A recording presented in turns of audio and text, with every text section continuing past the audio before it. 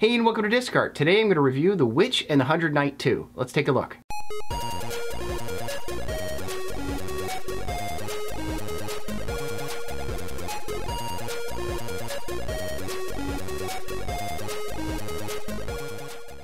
The Witch and the 100 Knight 2 is an action RPG with a top-down style. The story starts off with Amelie and her sister Milm, who live in a small village. Her sister Milm goes out into the woods and contracts the witch's disease, which will grow an eyeball out of her forehead, and when that eyeball opens up, she will turn into a witch. Witches are generally hated, and they are always trying to kill witches, so they have to leave the town to go search for help. Amelie and Milm eventually find an organization dedicated to fighting witches and curing the witch's disease.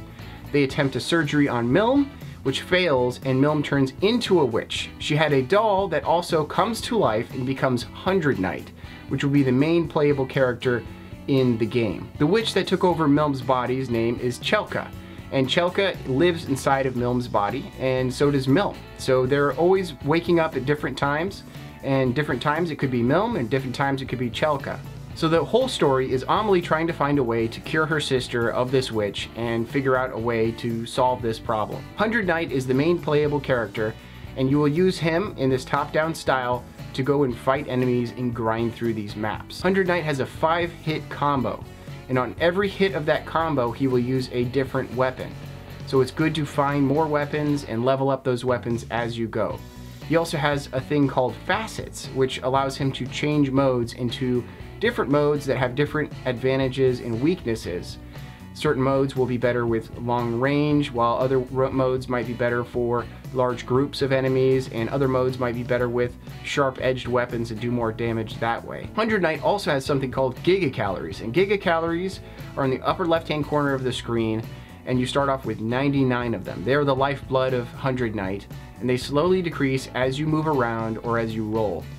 As these run out and you get to 0, you become in a weakened state and your attacks are also weak. So you should definitely go find some more gigacalories from some of these flying birds, which are near the save points in the game.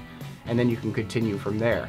If you die with no gigacalories and no health, you lose everything. So it's not worth doing that. It's better to go back to base and recoup some of those gigacalories. The items you find throughout the game you use for crafting and leveling up the weapons that you do find.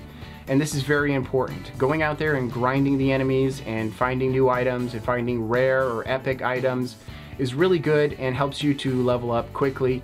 It's not that long of a grind, but it can get a little boring as you are typically doing the same thing over and over. The enemies in the game are typical to an RPG where they are leveling as you move through, and they have different attacks and different abilities that will put more pressure on you to use more of your attacks and abilities and weapons. Bosses in the game are relatively similar to enemies where you just don't know what they're weak to, and you have to kind of test different weapons and attacks on them until you find something that's effective, and then you can do that over and over and defeat the boss. But for the majority of the game, you're going to be grinding through these levels, which are mostly linear, and they are filled with enemies. You will hit them and smash them, and you will grab their items and grab that XP and level up, just like a lot of other RPGs.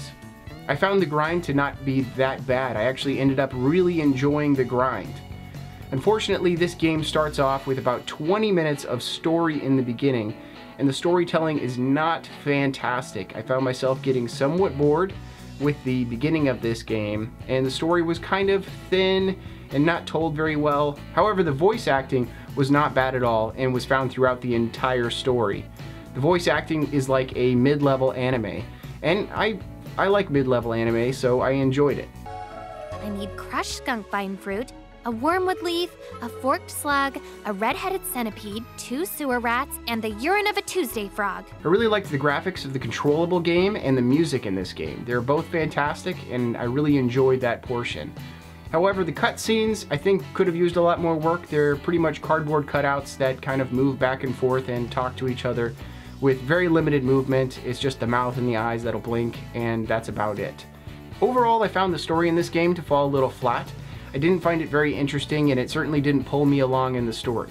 The thing that pulled me along in this story is actually the grinding and the gameplay. I enjoyed the gameplay. They threw a lot of mechanics on top of you in the beginning, which I felt was too much, but once you understand it, it's really fun to get out there and grind those monsters and find those items, and it can be very addicting. Overall, I found the gameplay in Witch in the 100 Night 2 to be very entertaining, but a bunch of issues that came along just really brought that game back down. I gave the game a 6.5 out of 10.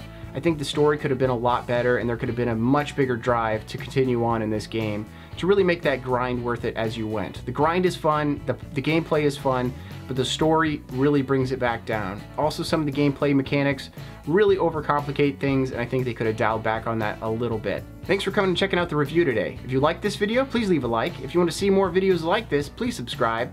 But otherwise, have a great day and collect what you love.